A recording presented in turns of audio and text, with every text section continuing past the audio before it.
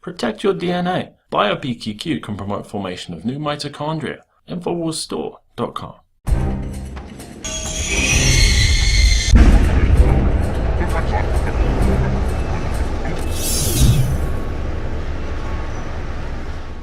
An often overlooked fact about the current Ebola outbreak is that it's a different strain than we've seen before. A different strain even than broke out this summer in the former Zaire. And that should raise a question. How did it get to Western Africa? If it was transmitted by animals, how did it migrate thousands of miles across the continent of Africa without some kind of an outbreak in between? And not only is it a different strain that spread far more than previous outbreaks, Dr. Francis Boyle points out that U.S. government labs have been in this area. Why are they putting these labs in those countries? Well, it's very simple in try to circumvent the Biological Weapons Convention and my Biological Weapons Anti-Terrorism Act of 1989 that provides for life in prison. We have a BSL-4 in Guinea. We have one at the capital there, one in Liberia, Monrovia, and another one at Kenema in Sierra Leone. So, was it released accidentally through experiments? In the past, we've had Ebola get out 3 times in lab contaminations. In 2 separate incidences in Russian labs, there were 2 deaths. And we've had 6 separate monkey outbreaks that didn't transfer to humans, but humans were affected. They developed antibodies, but they didn't get sick, meaning that they fought it off with their own immune systems, highlighting how important it is for you to have good immune system health. The National Institutes of Health mated live Ebola with the virus for the common cold. And It very well might have been this type of vaccine that they were testing out over there at these BSL-4 facilities. We know that the Sierra Leone government shut down Kenema and accusing them of starting the pandemic with shots under the supervision of Tulane. We just have a report that came out last Friday, basically kind of buried in the Friday news cycle. This is from the New York Times, and we haven't seen very much reporting about this. The White House said they were going to cut funding for risky biological studies. Now, this is them saying that they're not going to do any more weaponizing. What do you make of that? Well, that's the smoking gun. Last Friday in the New York Times. You see, they de facto admitted that this is exactly what they were doing at those BSL-4 labs in the 3 BSL-4 labs in West Africa. As we've seen, they evidently didn't focus on containing the disease or even on basic contamination protocols. Go into an infected Ebola patient's room without covering your head, with only wearing 1 pair of gloves and with your feet exposed. You would do that?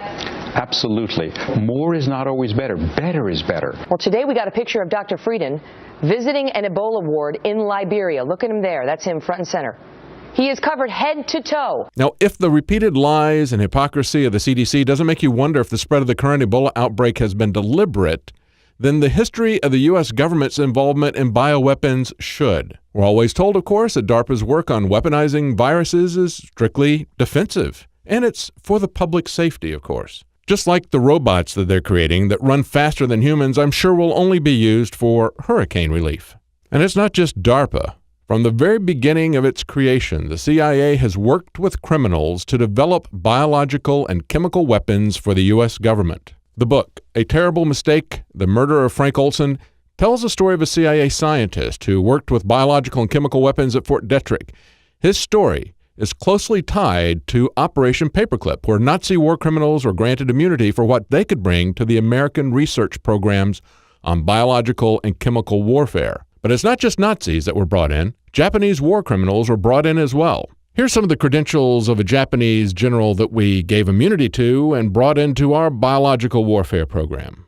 General Ishii's researchers injected tetanus into the heels of prisoners, left naked men outdoors in 40-degree below zero weather until their limbs froze solid as rock, put prisoners in glass rooms and sprayed them with anthrax, cholera, typhoid, plague-infected fleas, other diseases to calculate the minimal lethal dose.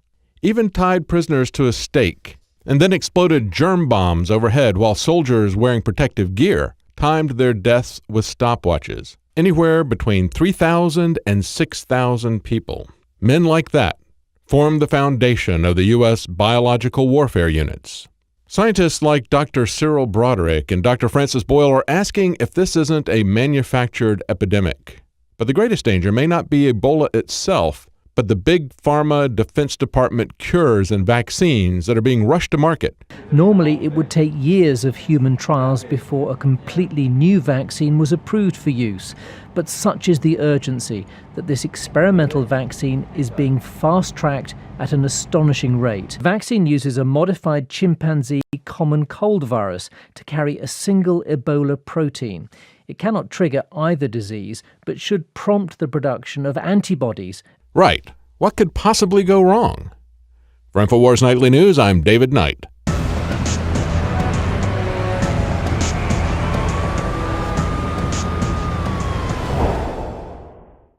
In the past decade, we have witnessed unparalleled scientific discoveries in the area of health. But no one has put together a formula that focuses directly on brain health, nerve growth factors, and optimizing your cellular energy at the same time. DNA Force is one of the most expensive formulas to produce. Some of the ingredients in DNA Force are $12,000 a kilogram. We are using the coveted, patented, only American source of PQQ, CoQ10, and more. You want the best that's out there at the lowest price anywhere? Well, we're bringing you a total win-win. The ultimate value, cutting-edge, trailblazing game changer that also supports the InfoWar. We have produced a limited run of DNA Force, and it will take up to 12 weeks to produce more once we sell out. Secure your DNA Force today at InfoWarsLife.com or call toll-free 888-253-3139. DNA Force from InfoWars Life.